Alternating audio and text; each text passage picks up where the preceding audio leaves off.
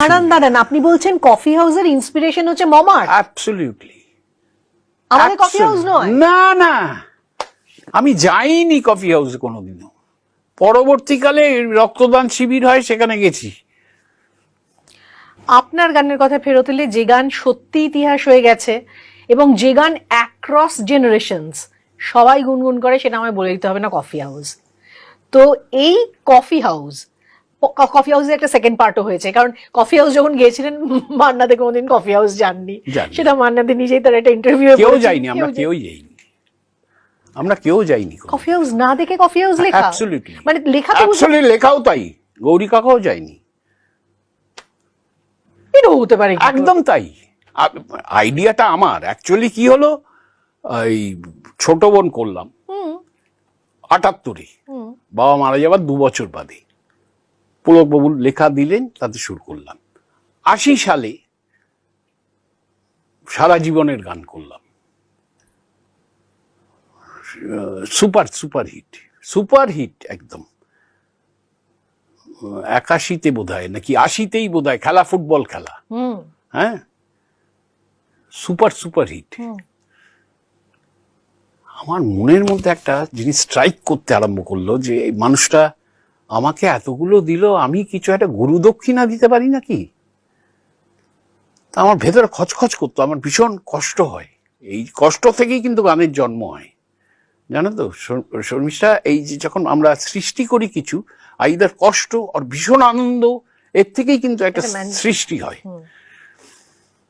ইউরোপে গেছি first tour, France, প্যারিসের কাছে মোমার্থ বলে একটা জায়গা, সকলে যায় না, বাঙালিরা খুব কম যায় না, কিন্তু ওই মমার্থ থেকে বইমেলায় মমার্থ তৈরি হয়েছিল। আচ্ছা আচ্ছা, যাই হোক, সেই পরবর্তীকালে, আমি তো অনেকদিন আগেকার কথা বলছি, 82 সাল বোধহয়। সে একটা টিলার মতো মাঝখানে, আর চতুর্দিকে তার সামনে এরকম কফির শপ, সুভেনিয়ার শপ রয়েছে। তো গাইড, শিল্পীরা সেখানে, সেই গাইড ছিল, বলছে যে এখানে বসে সবাই, আমার আবার সবকিছু জানতে হবে, বলে কারা, আর বলো সালভাডর ডালি, ভ্যান গগ, ট্রুফো, প্যাবলো নেরুদা, এরা সব আড্ডা মারতেন। মানে they used to chat in the sunshine, someone used to play the guitar. আমার মাথায় ঢুকে গেল, এই তো আড্ডা। ফিরে দাঁড়ান, আপনি বলছেন কফি হাউসের ইন্সপিরেশন হচ্ছে মমার্থ? অ্যাবসলিউটলি। আমাদের কফি হাউস নয়? না না, আমি যাইনি কফি হাউসে কোনোদিনও। পরবর্তীকালে রক্তদান শিবির হয়, সেখানে গেছি। জীবনে যাইনি, মা গাও যাননি, গৌরী কাকাও যাননি। আর এইসব যা লেখা হচ্ছে না, that goes on to prove যে কি রকম পপুলার একটা গান। এই কিছুদিন আগেও হলো, 2 বছর বোধহয় আগে, সুজাতা মারা গেছে এই পিজি হসপিটালে। ঢাকায় গেছিলাম, মইদুল ওখানে কি করছে, খুঁজে পেয়েছে তাকে।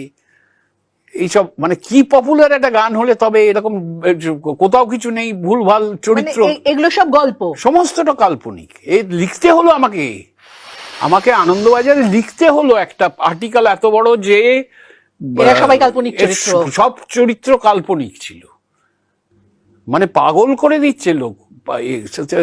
ফিরে এসে আমার মাথা খারাপ হয়ে যাচ্ছে। সে বছর গান করছি শক্তি ঠাকুর, আমার মাস্টার্স করছি সেই বছর, মাস্টার্সের ফাইনাল পরীক্ষা, এমকম।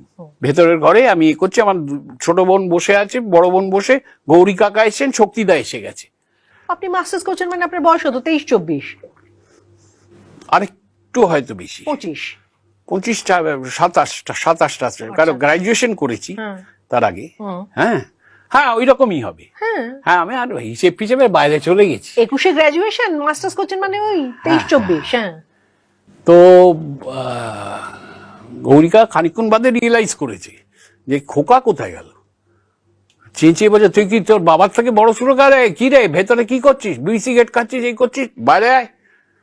আমি বাইরে এসে বললাম, তুমি চেঁচাচ্ছ কেন? আমি পরীক্ষা আমার, সেই পড়ছি, তুমি আমাকে খালি ভেতরে বসে আড্ডা মারছিস।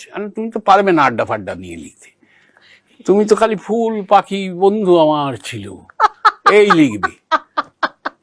তুই তোর নিজের বাবার গান ভেঙাচ্ছিস। তুই তো কি অক্সফোর্ডের এমএ তুই নাকি তোর যা তা মুখে আমার সঙ্গে গৌরিকার সম্পর্ক এরকমই হয়ে গেছিল। তো আমি বললাম যে তুমি তো লিখতে পারবে না, পুলক কাকা হলে এর থেকে কি লিখতে হচ্ছে তুমি ভাবতেই পারবে না। কি বললি?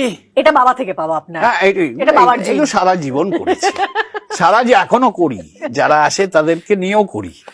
তো যাই হোক, তো বললো আড্ডা নিয়ে গান, তুমি কি তোমার বাবার থেকেও বড় সুরকার হয়ে গেলে নাকি? হ্যাঁ, আড্ডা নিয়ে কখনো গান হয়? কেন হবে না? এই যে এখানে আড্ডা মারে সব, সত্যজিৎ রায় শুনেছি মারেন, অপর্ণা সেন, সুনীল গাঙ্গুলি সব গিয়ে, শক্তি চট্টোপাধ্যায় সব গিয়ে কফি হাউসে আড্ডা মারে। খারাপ বলিসনি তো কথাটা, লেখ। তো গলায় তখন তার অলরেডি ক্যান্সার, জানে না। আমার ছোট বোন অমৃতঞ্জন ঘোষছে, ভেবেছে এমনি ব্যথা বোধ হয়, লিখে নেই কফি হাউসের সেই আড্ডাটা, ঠিক এইভাবে বলতেন, কফি হাউসের সেই আড্ডাটা আজ আর নেই, কোথায় হারিয়ে গেল সোনালি বিকেলগুলো সেই। আহা, এই না হলে তুমি বলে এতক্ষণ কি বলছিলে, কে পারবে কে পারবে না, মানে এটা জীবনের শেষ অবধি ছিল? ওহ, শেষ পর্যন্ত। তো আমি লিখে নিলাম, লিখে তুমি বিশ্বাস করবে না, মানে আজ বলতেও কিরকম লাগে, হারমোনিয়ামের রিডে হাত দিলাম, শুরু হয়ে গেল। শক্তিদা ছোটখাটো মানুষ, স্ট্রেট শুয়ে পড়লো আমার হারমোনিয়ামের সঙ্গে, খোকা এই গানটা আমায় দে। আর সে কি, তোমার জন্য গান তৈরি হচ্ছে, তোমার নেক্সট উইকের রেকর্ডিং, এটা বড় গান হবে, লেখা হবে, এই হবে। কোনো রকম কাটে। আমি ভাবলাম এতদিনে এটা পেয়েছি যে ওই মানুষটাকে দিতে পারবো। পরের দিন কাকিমা ফোন করেছে, বুলু কাকিমা, গৌরী কাকার স্ত্রী। খোকা তুই কি গান করাচ্ছিস বলতো? লিখতে দিয়েছি, সারা রাত ধরে জেগে করেছে, এখন ঘুমোচ্ছে, ওর শরীরটা ভালো নেই, এরকম দিস না রে বাবা, ওর শরীরটা ভালো নেই, আমরা যাবো এতে। আমি বলেছি জাস্ট, তারপর তো লিখে দিয়ে চলে গেছে। যাই হোক, তার একদিন বাদে থার্ড ডেতে এসছে বাড়িতে, নিউ আলিপুরে থাকি, এ না তোমার লেখা, যাও।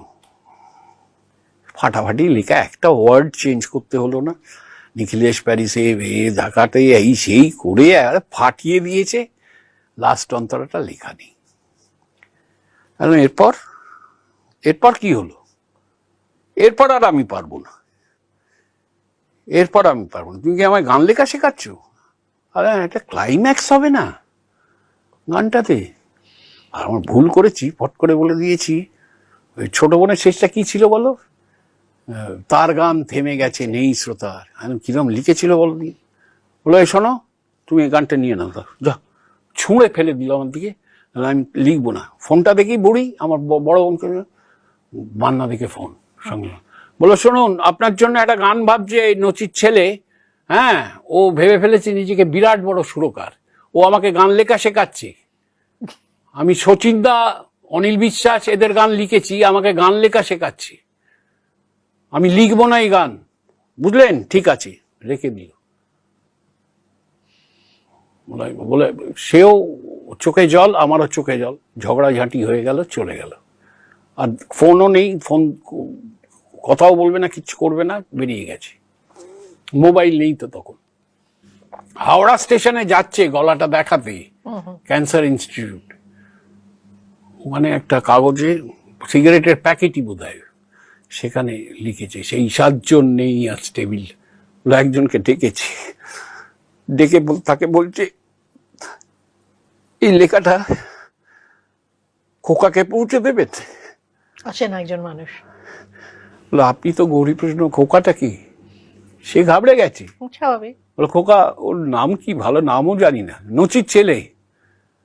বলে এই নিউ আলিপুরে থাকে, দেখবেন দাঁড়িয়ে আছে। বলে নিউ আলিপুরে গিয়ে পেট্রোল পাম্পে গিয়ে কার দাঁড়িয়ে আছে, কাকে দিতে কি দেবো? বলো ওই নচিকেতা ঘোষের ছেলে।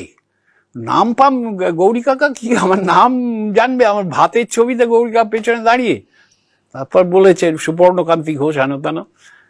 সেই ভদ্রলোক এসে দিলেন।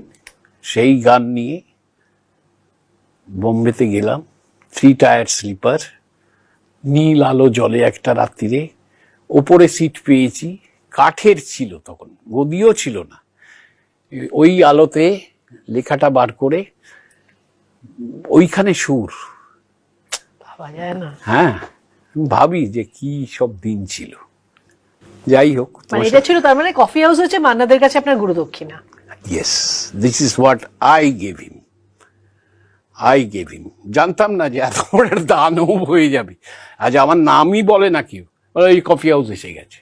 কোনো মাথা মুন্ডু আছে? কত ভালো ভালো গান করেছি, লোকে শোনেই না কফি হাউস ছাড়া আর কিছু। কি বিরক্তিকর জায়গা হয়ে গেছে, তুমি ভাবতে পারবে না কিরকম। ডোন্ট ইউ থিঙ্ক সুপর্ণদা যে coffee house is your best creation? No, there are so many other songs. It's not the best creation. A very satisfying creation. Very satisfying. নালে এত মানুষ এতদিন ধরে মনে রাখতো না। রেকর্ডিং এর সময় কি ঘটনা ঘটলো, আমাকে মুলকি আঙ্কেল নিয়ে আসলেন স্টুডিওতে, ওনার সাথে এলাম, এসে লোকাল ট্রেনেই, মাইন্ড ইট, হ্যাঁ, বম্বে লোকাল বিএমডাব্লিউ নয়, না বম্বে লোকাল ট্রেন, বম্বের লোকাল ট্রেনে ভিটিতে নেবে HMB স্টুডিও, গুপ্তবাবু রেকর্ডিস্ট, কেউ আসেনি, আমি মুলকি আঙ্কেল। গিয়ে বললাম, খোকা want to have breakfast? No, I had. বলো, I am just coming down, আমি আসছি, তুমি হারমোনিয়াম রয়েছে, গানটা করো, মান্নাদা এসে যাবেন, আমি জল খাওয়া একটু ব্রেকফাস্ট করে আসছি। আমি গানটা গাইছি বসে বসে কফি হাউস, নিজের মনে। একজন গিটারিস্ট এসছে, বাসিস্ট, বেস গিটার বাজায়, সে শুনছে গানটা, আমি বুঝেছি, তা ও শুনছে, শুনুক, আমি আমার মতো গাইছি। খানিক্ষণ বাদে উঠে এসছে, ওই যে লাইনটা আছে না, গ্র্যান্ডের গিটারিস্ট গোয়ানিজ ডিসুজা, সবটা ইংরেজি তো বুঝতে পেরেছি, গোয়ানিজ ডিসুজা ঘুমিয়ে আছে কোন কবরে, ঘুমিয়ে আছে যে তার কবরে। উঠে এসে বলছে, is this your composition? Yes, the music is by my, written by Gauri Krishna Majumdar. It's a wonderful song. Thank you very much. Well, can I play the bass guitar as per my choice? And well, I have to ask Mr. Mulki. He has gone down for breakfast. He's just coming down. Mulki uncle এলেন, আমি গিয়ে বললাম, মুলকি uncle, ওই ভদ্রলোক বসছেন ওখানে, বাজাচ্ছেন bass guitar. ও বলছে যে গিটারটা ওর নিজের মতো করে বাজাবে। খোকা, do you know who is? How do I know? He is the best bassist in our country.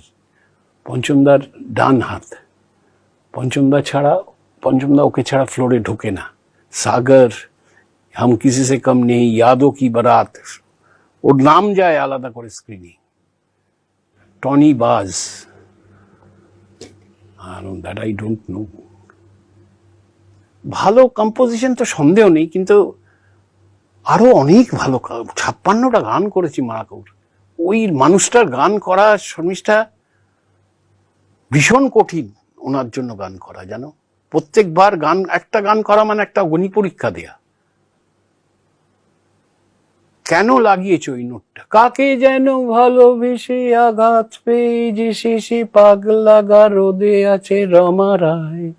কেন, why have you use so many chromatic notes? বোঝাবো কি করে?